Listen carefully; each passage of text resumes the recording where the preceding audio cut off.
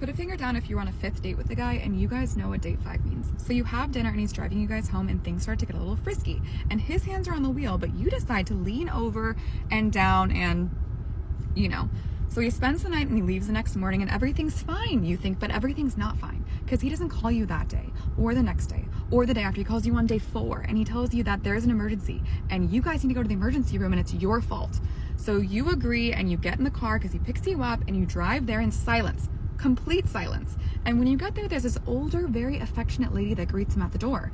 And she kind of looks familiar to you, but you can't really place where. So they leave and you go to the waiting room and you sit there and you try to think about what could be going on. And after 5 hours, you remember that you saw that older, affectionate lady on his Instagram. And then you remember that he told you on date 1 that his mom is an emergency room nurse. So you start to really panic.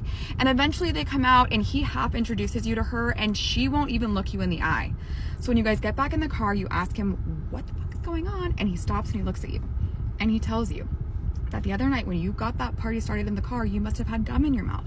And that gum must have fallen out of your mouth and into the hair of his undercarriage. And that created some sort of sweaty climate to then breed some sort of gum ball sack dreadlock. And that ball sack dreadlock clung to the other ball sack in some weird mutation sticky gum situation that had to be cut out by a scalpel in the emergency room from his mom.